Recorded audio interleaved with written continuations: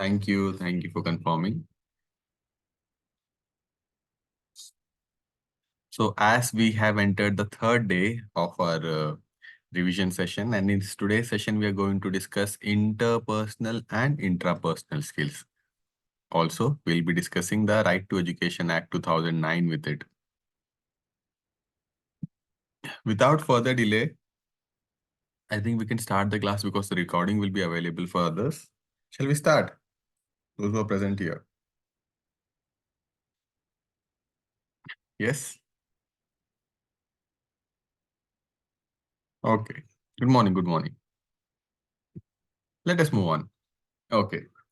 So here we are discussing about interpersonal and intrapersonal skills, right? So one major thing why we are discussing this is we should know that beyond subject knowledge, teaching requires more than just knowing your subject. If you are a teacher of science or if you're a teacher of English, social science, merely knowing your subject is not sufficient. So it demands a strong personal and social competencies that are required for a teacher to effectively teach, engage, manage, and go beyond the teaching learning process in the classroom. So there are skills called as intrapersonal skills and interpersonal skills, right? So what are these intrapersonal skills? Intrapersonal skills are skills of how you understand and manage yourself. As I discussed before, intra means within yourself, inter means among, right? So intrapersonal skills means how you understand and manage yourself. The concepts of self-awareness, self-regulation, all these things come. And when we talk about interpersonal skills, it's about how you interact and communicate effectively with others. So communication with others, with the example, as a teacher, you'll be communicating with students who are your primary stakeholders. Then comes parents, colleagues, administrators, and community members. So these intrapersonal skills and interpersonal skills are going to have a huge effect, huge impact on classroom. These skills directly influence classroom climate, student engagement, and professional relationships. So it's necessary for one to have these skills and develop these skills as a teacher. Now, I would like to ask you a very simple question. This is something based on your experience that you had during your school as a student. Uh,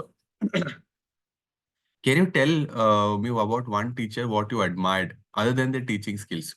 You all might have liked some teachers a lot and admired them a lot. Other than teaching, did you find something very interesting in them and you admired them because of that? Can you give some examples of some teachers? Some qualities of them that stood beyond their classroom subject knowledge. Can you recall anything like that?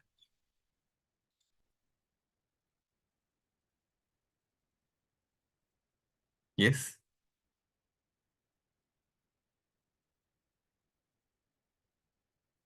Okay, Gandharvani says punctuality. So you can also put the teacher, class or something like that. Gandharvani, if possible, unmute and speak. That would be really good.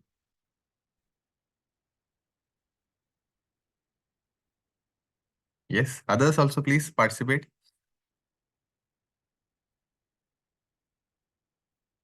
Always being positive. Yes, Rajata. I again encourage you all to unmute and participate. Please speak.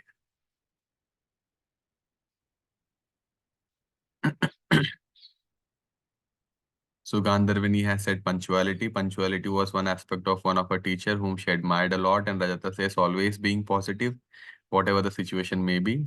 Good, good. Others? Maitri, Bhagyashri. So those who have joined now, I'm asking, were there any qualities that you admired among your teachers when you were students in school that stood beyond their knowledge, subject knowledge? So Gandharvini has said punctuality. Rajata has said that the teacher was always being positive, which motivated students. Others?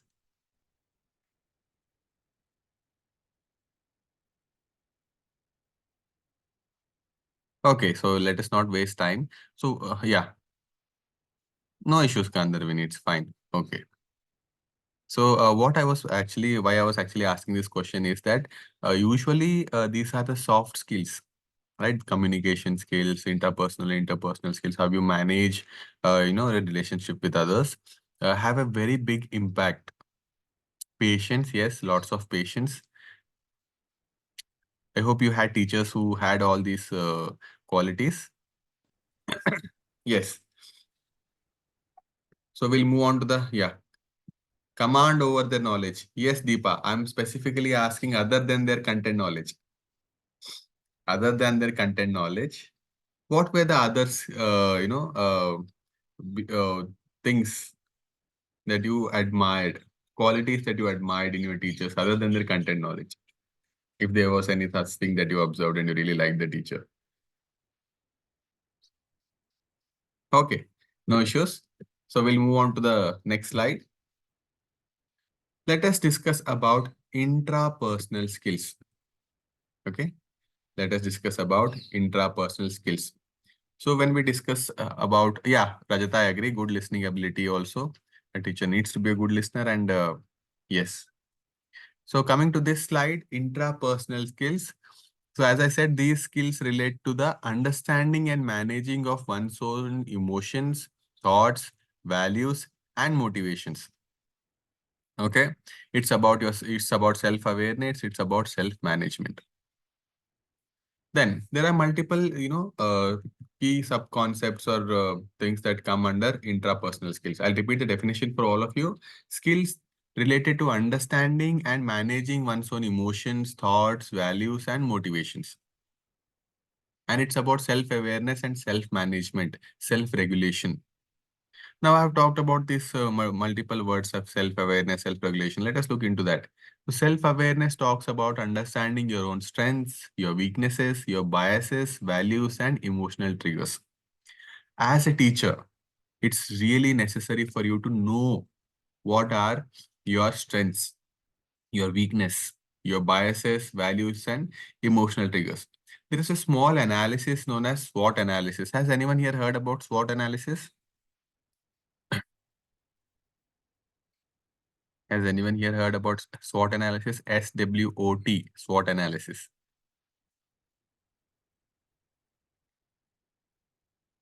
Yes? No, sir. Okay, no issues. So SWOT analysis is a small activity or exercise that we make students do. And we make 4 columns, SWOT. S is strengths, W is weaknesses, O is opportunity, and T is threat. So we make students write their strengths. What do they think they are good at, and what they are strong at. Then we go for weaknesses. What do they think they are weak at? There are things that they need to improve. Yes, Shreyan, correct. Strengths, weakness, opportunities, and threats. Then O is opportunities. What are the opportunities that are available with them at present moment? It can be their teachers, it can be their parents, it can be the resources that are available, or any other thing that helps them to achieve something. And what are the threats?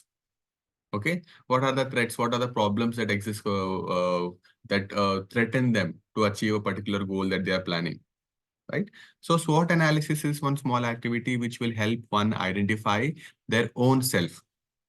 And it's very much necessary for you to know what are your strengths, what are your weaknesses, right? What are your biases, values, and emotional triggers. So self-awareness is very much necessary. Coming to self-regulation or emotional regulation, it talks about managing one's emotions, managing your one's thoughts and behaviors effectively in different situations. We face a lot of situations in our house, outside our house, in a particular social setup, wherever we go, right? And it's very much necessary to manage our emotions, to know what emotional state I am in and how this emotional state might influence the outcome of whatever is happening here in that particular case. So maintaining composure under pressure is very much necessary. And specifically as a teacher in school, there will be a lot of situations where you might lose your cool. Let me use a Gen Z phrase. You might lose your cool or you might lose your composure. And In those situations, it's very much necessary to maintain composure, try to read the room, understand the particular situation, what is happening, and try to understand what emotions are you carrying. Because when you know what emotions you are carrying, you can quickly figure out what will happen if I'll continue, right? So self-regulation or yes, Shreya? Okay. It got on accidentally since I No just issues. joined. No issues. No issues. Yeah. So uh, self-regulation and emotional regulation is very much necessary. Then resilience and adaptability. What is resilience and adaptability? It talks about bouncing back from challenges, showing that you can do again, even if you fail at one task, you're not abandoning the task. You'll keep trying until you achieve success and you improve yourself. And adaptability is nothing but adjusting to new situation, right? Yes, resilience is nothing but showing a behavior where you are not giving up. How much difficult the task is, how much ever difficult the problem is in front of you, you keep trying. Even if you fail, you keep trying. That is called resilience, Shreyan. Yes. So one, as a teacher, one must be resilient, right? You should have the capacity to recover quickly from difficult situations and keep trying, keep being motivated and keep trying, which is an intrapersonal skill. Resilience is something that should come from within you. And adaptability is something that is also necessary because adjusting to new situations and handling ambiguity, handling unknown situations that you're not so aware in dealing with is also very much necessary. And you have to adapt yourself because you might already possess the skills to manage it, but you should know what is the right thing to do at the right time. So resilience and adaptability is also one key intrapersonal skill for teachers. The next one is motivation and self-discipline. So driving oneself to achieve goals, staying focused, and demonstrating commitment is something that a teacher needs to do. And this is also an important key intrapersonal skill, motivation and self-discipline. Then the last one is integrity and values. So adhering to ethical principles and acting in alignment with one's core beliefs, doing what you believe in and adhering to principles that you follow. Let it be honesty, let it be punctuality, right? So all these integrity and values are something that are very much necessary, and acting according to your core beliefs is also important. Just knowing that these are the values and this is something I want to follow will not work until you use them in practice, right? So these were the key intrapersonal skills that we discussed. Any doubts here? Any doubts here? No, sir. Okay, we'll move on to the next one, that is importance of intrapersonal skills. Let us look into what are the different importance of intrapersonal skill. So, intrapersonal skills. So now we discussed that there are different intrapersonal skills, right? We talked about self-awareness, self-regulation or emotional regulation. We talked about resilience and adaptability, motivation and self-discipline, integrity and values. So if one teacher possesses all these intrapersonal skills, then how will it benefit the teacher? Why is it important for teacher? These helps in first thing classroom management. Okay. This helps in classroom management. How classroom management? Having teaching is a very, teacher is a very strong teacher with a strong emotional regulation can handle disruptive behavior calmly and effectively. You might have seen a lot of situations in classroom where two students might be fighting. A teacher will come to solve the problem and the teacher gets so irritated that the teacher starts shouting on both of them. That means that the teacher does not have strong emotional regulation. How much ever tense the situation may be, how much ever disruptive the situation may be, trying to address a situation calmly and effectively is one skill that you will develop if you have strong intrapersonal skills. Okay. Then continuous improvement. Continuous improvement is something that you should do. And one of the major way in which you can continuously self-improve is through self-reflection. We were talking about reflection. We are now talking about self-reflection, right? Self-reflection is a core intrapersonal skill and it is effective for personal growth. Reflecting on your behaviors, reflecting on your actions, reflecting on your thoughts is something that is very much necessary. And when you are consciously reflecting on them and trying to, look for the best alternative or the best way to act is something that will help you grow and will help you be aware of the situation that you are in, and always you will be able to manage the situation more effectively. Yes. Then second one is bias awareness. Without knowing, we sometimes are biased, right? Even though we say that we are not biased, or, we don't want to be biased or something like that, we are biased. Without knowing, we become biased. So it's very much necessary to be self-aware, right? Self-aware teachers can identify and mitigate their own biases. If you're self-aware, if you're enough self-aware, then you'll be able to know that you at some situations you are biased. So when you are aware that you are being biased, you can look into it and correct your mistakes and promote fairness and inclusivity in your classroom and among your learners. Not only among your learners, but it may be colleagues, it may be parents, right? Biases can be formed anywhere. So it's very much necessary to identify your biases, mitigate your biases, and promote fairness and inclusivity as a teacher. Then role modeling, right? Teachers should be positive role models. Teachers model positive emotional responses and perseverance for students. As I was discussing in yesterday's class also, students learn a lot from their teachers. Students imitate their teachers. So not only knowing these things, but also actively practicing these things is something that will have an positive effect on learners. Okay, so that is role modeling. And stress management. Resilience helps teachers manage stress and prevent burnout. So one should be resilient. One should know how much are they working and how much is a particular task influencing them. Practicing mindful techniques, taking proper breaks, giving proper rest to oneself, and trying to understand how to effectively manage a situation is something that will benefit, and it's an important intrapersonal skill. Any doubt here, or shall we move on to the next one?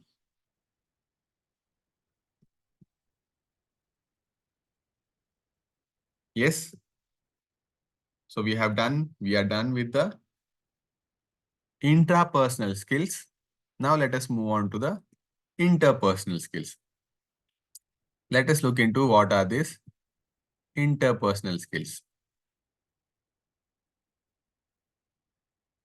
Just give me 1 minute. I don't know why this chat box keeps troubling me. Okay. Yeah, let us look into interpersonal skills. So intra, as we talked, was within, and interpersonal skills. Skills related to interacting and communicating effectively with others. Okay. Interpersonal skills are skills related to interacting and communicating effectively with others, building relationships, and working collaboratively. That is what interpersonal skills are. So there are key interpersonal skills for teachers. Let us look into these key interpersonal skills. The first one is communication. Communication can be of two forms. Can anyone help me? So verbal and non-verbal. Thank you so much, Shreya. Verbal and non-verbal. So communication can be verbal and non-verbal.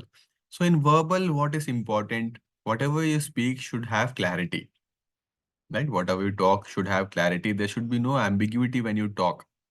Then one more major aspect of verbal is active listening. You might say verbal means only talking. No, verbal means listening to others, what they talk is also very much important. Then usage of appropriate tone when you talk is also very much important. So this is about verbal aspect of communication, which is a key interpersonal skill. Then what comes in non-verbal? In non-verbal, body language, eye contact, facial expression that convey empathy and approachability, right?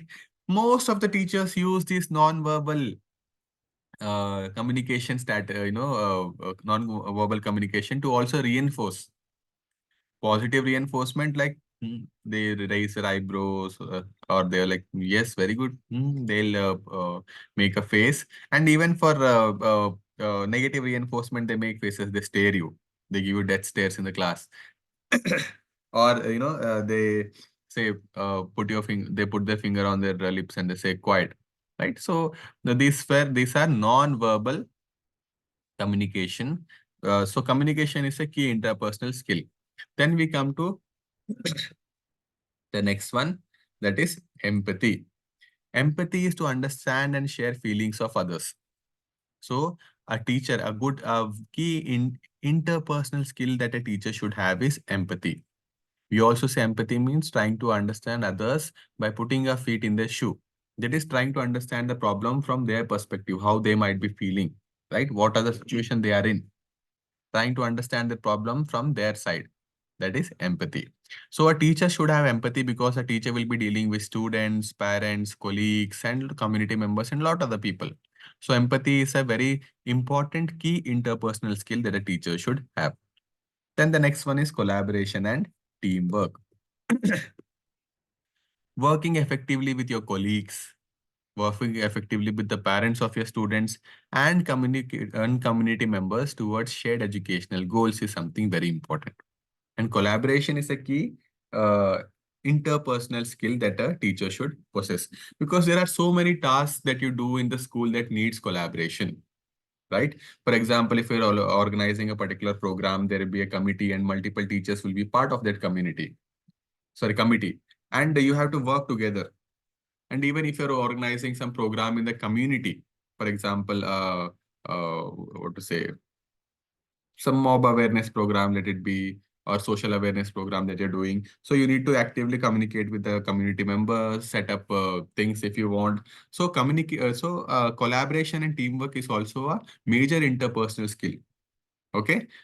And then comes conflict resolution. What is conflict resolution? Mediating disputes among students or addressing disagreements with stakeholders constructively. Conflict resolution is a very important interpersonal skill because there will be a lot of situations wherein you will be able to come across a conflict that is happening in front of you. And though you are not a part of the conflict, you should be able to participate. I'm talking about school level. Okay, I'm not talking about anywhere, any conflict. I'm talking about school level conflicts that might be in your class, or that might be in a parent teacher meeting that you're attending, right? Or that might be in a school meeting that you are having with your colleagues and there a conflict arises. So conflict resolution is also a very important skill that a teacher should possess. So in conflict resolution, you have to mediate among the students, or you have to address disagreement with stakeholders constructively, trying to give what is the best thing that we can do here. Rather than arguing over it, what should be the solution? That is conflict resolution. Then relationship building, establishing rapport and trust with students, parents, and colleagues. So that is a key interpersonal skill that a teacher should possess, that is relationship buildings. When you're able to build strong relationship of trust, right? Trust and honesty and other virtues with your students, parents, and colleagues, you will be able to effectively and very easily interact with them, participate and do work with them in collaboration, right? And especially with students, you can do a lot when you're having a strong relationship that is based on trust. Then comes cultural sensitivity. The last major interpersonal skill is cultural sensitivity. That is understanding and respecting diverse backgrounds. Not only backgrounds, but also understanding different perspectives. Every human will have a particular perspective, and that particular perspective will be shaped on the way they have been born and brought up, their cultural background, their atmosphere that they have at their home and surroundings. All those things have a very huge impact on what perspectives that they have. So having this sensitivity towards perspectives, the diverse backgrounds, is also very important, so that when you'll have to deal with any of the cases or scenarios, you'll be aware and you'll be able to take a better decision. So one major thing that you all need to understand is that teaching is a highly social profession. Okay, teaching is a highly social profession. Okay, Pratna asks, what is rapport? Can anyone help me? What is the meaning of rapport? Can anyone here help me and Pratna regarding the meaning of rapport? Yes.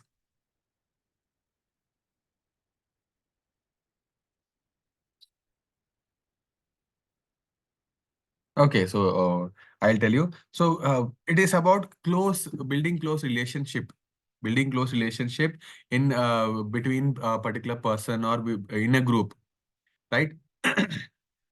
Being friendly and trusting and able to understand each other's feelings and ideas and communicate well. So we say that, okay, we have to build rapport. There is very good rapport between these two people. So that they're very effectively are able to communicate and they're very effectively, they're able to uh, share ideas, feelings, and communicate well. That is rapport. Yes. So what I was talking about is that teaching is a highly social profession. There is always interaction happening, right? So if you are to be a teacher, you should possess strong interpersonal skills because you are going to teach students, and these interpersonal skills are very necessary when it comes to classroom context. You're going to interact with parents. It will come to the parents interaction and peers and all those things, right? So we'll move on to the next slide. Any doubt here? Any doubt in this slide? Okay. Now let us look into the importance of interpersonal skills. Let us look into importance of interpersonal skills. I'm sorry. Having strong interpersonal skills help you in various things. The first one is student engagement. So having good interpersonal skills will help you build strong student-teacher relationships, increase motivation, and also student participation, right? Student engagement is something that is of the utmost importance for us. And when there is active student engagement happening in class, we can ensure that the class is going on very well. Then next one is parental involvement. Effective communication will help you, develop strong partnership and mutual support with parents that will indirectly help for student learning. Not indirectly, directly also it will help for student learning. So it is very much important to involve parents into this whole process and know what the student is doing at home. Sinchana, you want to add on something? Yes, Sinchana? Okay, okay, that might be an accidental unmute. So, as we were talking in yesterday's class also, that it is very important for parents also to know what their child is doing at home, right? Participate in the teaching learning process and involve themselves in communicating effectively with the teacher. And having strong interpersonal skills will help a teacher effectively communicate with parents and form a strong partnership and mutual support for the students' learning. Then, team cohesion. That is collaborating with colleagues, leading to better lesson planning, problem solving, and school environment, which is very important.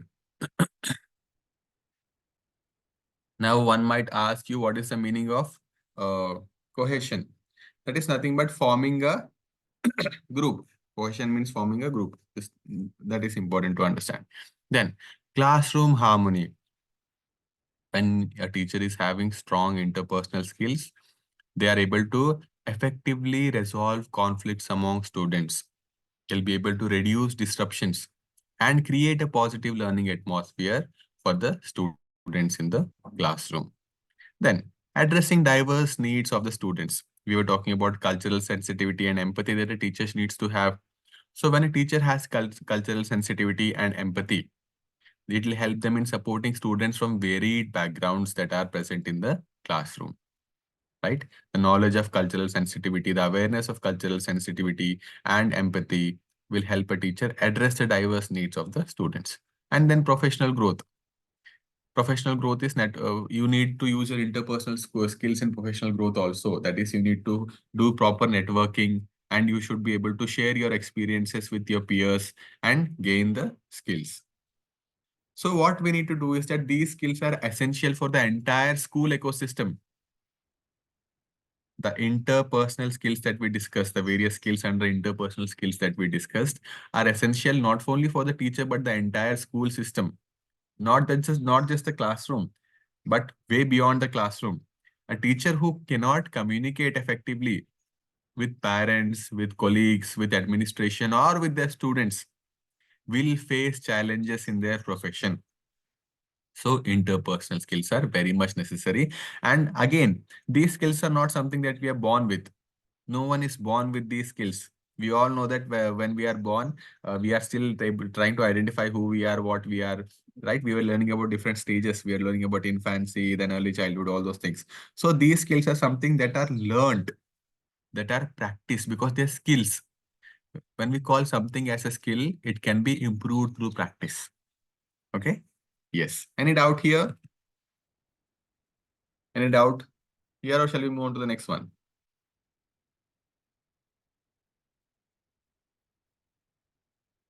Yes, we'll move on to the next one. I'll take your silences. Okay. So developing these interpersonal and interpersonal skills. How can we develop these intrapersonal and interpersonal skills? So the first one is, where is the first one? Yeah, self-reflection. The first one is self-reflection. So first thing is self-reflection. We were discussing in the previously also in some other slides, self-reflection had come.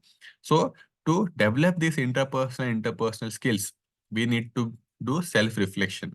Now, how can one do self-reflection? There are various techniques through which you can do self-reflection.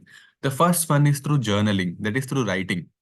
Having a reflective diary for yourself, where you'll reflect on various aspects, reflecting regarding your teaching, reflecting regarding how you have thought and planned, how you were able to communicate and do, how you have planned and thought is intrapersonal, how you have communicated and taught is interpersonal, right? So journaling is one aspect that you can think about when it comes to self-reflection. Mindfulness, practicing mindfulness techniques and asking for feedback from your students, feedback from parents, feedback from your colleagues is something that will help you develop intrapersonal and interpersonal skills. The next one is active listening practice. Okay. Active listening is also a very important thing. So what you need to do here is focus intently on others. Whenever someone talks, focus on what they are talking, listen carefully, and also ask questions that are clarifying in nature. If you have any doubts, ask clear those doubts. Ask clarifying questions. The next one is empathy exercises. These empathy exercises are something that we're doing on purpose, trying to see a situation from another's perspective, right? Trying to see a situation from other students' perspective, how he or she might be feeling in this particular situation, what he or she might do when they are in this particular situation, right? Every individual is different. Everyone has their own things, right? So empathy exercises are also a very good strategy or practice through which you can develop intrapersonal and interpersonal skills. Then communication training. What we ask our students to do, the RI pre-service teachers, what we'd ask them is in their fifth and sixth semester, they enter into pedagogy classes.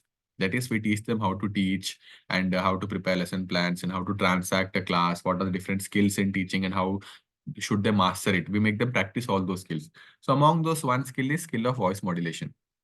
Okay. A teacher should be able to modulate their voice when they talk. And what we suggest them is you go in front of the mirror, look yourself when you talk, and actively modulate your voice when you talk. And students will be like, sir, when we'll talk like that, our hostel students think that we are mad. We are just talking to ourselves in front of mirror, and we'll say, doesn't matter. It's very much important for you to know how you look when you talk, right? And You should be able to know how well are you able to modulate your voice, record yourself, and then look back at your recordings is what we asked them to do. So communication training is very much necessary for you to develop intrapersonal and interpersonal skills. Some people are by nature strong spoken, right? People think that people who come, some people believe that persons who come from Tamil Nadu state are always angry, right? It's not angry, it's the way their language is. They talk very fast, right? They usually talk fast and the tone is sometimes stronger. They speak very strongly. But then other people saying that, okay, the person is always angry or always talking like that. But no, it is not like that. And you also have to practice talking softly. Soft speaking is not something that comes from before. You have to practice speaking. So role playing activities, public speaking practice, self training, are all these strategies through which you can develop communication. You can do communication training, and this is a very strong interpersonal and intrapersonal skill that you need to develop. Then conflict resolution workshops. You can attend workshops of conflict resolutions where they train you regarding specific techniques where you can effectively resolve conflicts that are there. So you can attend these conflict resolution workshops. Then mentorship and peer learning is also something that you can take up. You can have mentors who will guide you, support you, and tell you what you should do next, how you should do, or where you are going wrong, and what is the right way to address to a problem. And peer learning, asking your colleague to come and sit in your class and observe and give feedback, or going with your colleague and together teaching. Team teaching can also be done. Professional development. Professional development is very important for developing your intrapersonal and interpersonal skills. Attending workshops. Attending workshops on specific topics such as emotional intelligence, communication, leadership, right? All these things are very much necessary for developing your intrapersonal and interpersonal skills. So why we have put this slide is that to tell you that intrapersonal and interpersonal skills are something that you need to develop. And for developing, first thing is you need to acknowledge them, participate in them, and train yourself for them. Clear in any doubt in this slide, or shall we move on to the next one? Yes, We sir. move on to the next one. Yeah. Now coming to the next topic, that is our very important topic, RTE 2009, Right to Education Act 2009. So it is a constitutional right. Okay, right to education, RTE is a constitutional right which has made education recognized as a fundamental right under Article 21A. Okay, now RTE Act has made education a fundamental right. What do you mean by fundamental right? What do you mean by a fundamental right? Basic rights, sir. Yes.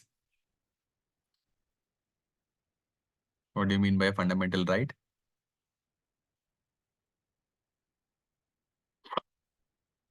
There are so many fundamental rights, right? What do you mean by basic, Manogna? So fundamental rights are those rights everyone will have from birth. So Yes. it, So these rights are something that are yours. No one can take away these rights from you.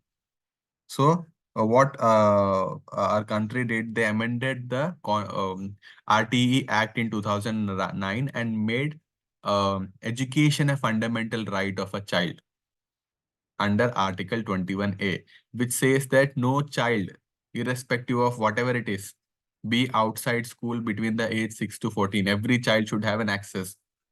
And as it is a fundamental right, anyone who is stopping a child from getting their fundamental right can be, punished under the law. So when did this act come into enforcement? Question has been asked on that also. Please remember Article 21A. If you have not written down, write it down and remember it that education recognized as a fundamental right under Article 21A. And the enforcement, the date of enforcement is April 1, 2010. RT Act came into force on April 1, 2010. Though the act is known as RT Act 2009, it came into effect on April 1, 2010. So what does they say? They say that free and compulsory education, not only free, provision of free and compulsory education for children aged 6 to 14 years. This is the main thing that RTE talks about. Free and compulsory education for children aged 6 to 14 and inclusive education. They also talk about inclusive education. We all know what inclusive education is. So ensuring equitable and quality education for all children. Then teacher's role. I was in yesterday's class talking about teachers should be the strong advocate for students' rights, right? Teachers as key implementers of the act at grassroots level. Grassroots level is nothing but the school. So in the RIE CEE exam, NCERT CE or the RIE CE exam, they are going to test your fundamental knowledge regarding the RTE Act 2009. So please remember Article 21A came into effect on April 1, 2010, right? It talks about free and compulsory education for children aged 6 to 14. And it talks about inclusive education. That is, it says that there should be, we should ensure equitable and quality education for every child. Any doubt here? Any question here? Yes? Okay. Moving on to the next one. What are the characteristics and provisions of RTE Act 2009?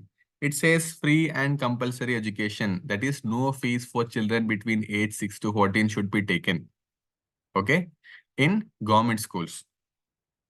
Then admission and attendance. So out of school children should be brought back and enrolled in schools. So admission and attendance is also something that is to be taken care. Capitation fee and screening. There should be no fees for interview or for admission. Then physical punishment and harassment. RTE Act also brought in a ban on corporal punishment, right? If a teacher punishes a student physically and if a case is filed, the teacher might be dismissed and also put behind bars. That's why nowadays teachers are scared to even touch students. Earlier, they used to beat the hell out of students, but now they are very much scared because it is a punishable offense. Clear? Now, you might be getting confused that the sir is saying free and compulsory education, but so many schools charge fees. What I'm talking about is, see, private schools is something that is your personal choice where you want to put your students into, your children into that or send them into that. But when we are talking about government schools are bound to provide free and compulsory education. Okay? Yes. Moving on to the next one, let us look into the key components of RTE Act 2009. What and all it has talked about? It has talked about school infrastructure norms, right? It has talked about standards for facilitating facilities and resources. There should be specific standards when it comes to facilities that are provided and the resources that are provided to students in the class, which is very important.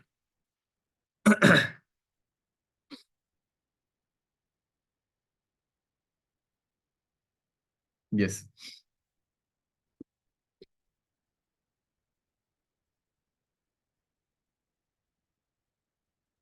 So when they were talking about these facilities, they are talking about there should be a standard student pupil ratio, right? For one student, there should be so many number of, for one teacher, there should be so many number of students.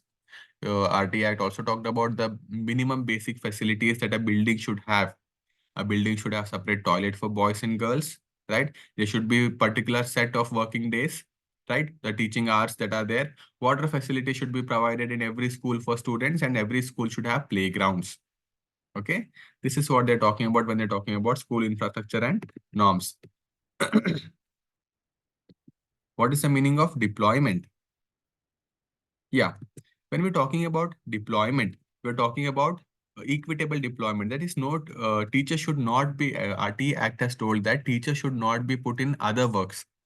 For example, disaster relief works, election works, and all this deployment should not be done, is what RT says, but they're still doing it. So deploying of teachers for different types of works is what they're talking here, Shreyan. So they're talking about different teacher norms also. So what are the teacher norms?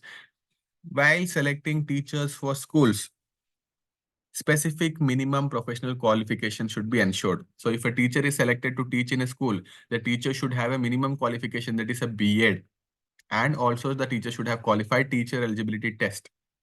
That is why now, even if any type of thing is allowed, until and unless a teacher is having TET qualified and a B.Ed degree, they cannot enter the government setup. That's why your so-called IIT and NIT teachers, right? IIT and NIT produces engineers, not teachers. Now they have started ITEP and the first batch is going to come 2 years later. So the so-called IIT and NIT teachers are not qualified to teach in a government setup. Why? Because they are not having qualification. B.Ed is compulsory and TET qualification is compulsory to teach. And our sad reality is engineers who have failed to join their profession enter into teaching. Yes. Then deployment. Yeah, I was talking about deployment. That is, teachers should be available at school and not at the, they should not be put into other works. Then professional development. RT Act also talks about continuous professional development of teachers, which is very much necessary. Then curriculum and evaluation. What this RTE talks about, RTE says that the curriculum should be child-friendly, activity-based, comprehensive, and continuous, and it should foster overall development or holistic development of the students. And the last point is private school quota. RTE Act 2009 mandates 25% reservation for children from EWS, economically weaker sections, and disadvantaged groups in private and unaided schools, which is very much necessary. Also, as I've talked about engineers, and I know that I'm a very strong advocate that a teacher who should teach in a school should have a minimum qualification of B.Ed. Even students who are having engineering in their graduation can also pursue B.Ed because they will have subjects such as mathematics and others. And there are many engineers who have joined into RI after graduation to do the 2-year B.Ed courses, right? I'm only again, no, not for the teachers who call themselves teachers but who come from non-teaching background. Yeah. Can we move on to the next slide? Yes, sir. Yeah. Then RTE Act stakeholders. Who are the different stakeholders under RTE Act and what are their responsibilities? Right? The primary stakeholder is the student, a child between the age 6 to 14 years. What is their responsibility? It is to get free and compulsory elementary education. Coming to parents and guardians, their responsibility is to admit and ensure attendance of their child in an elementary school, right? Parents and guardians, if they refuse to send their child to school and if the child wants to study, the parents and guardians can be held accountable under RTE Act 2009. Then, appropriate government, that is state and central, right? Government. What is their role? They should provide funds.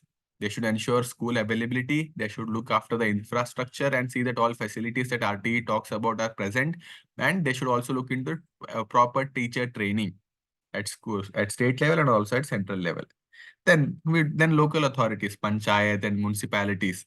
What is their role? They should ensure admission. They should ensure enrollment of students. See that all the students in their panchayat level or in their municipality are attending school, right? Then it should also look into their attendance. Local authorities should also look into providing infrastructure and actively ensuring that the school has proper infrastructure and what are the development that is needed, what are the modifications that are required.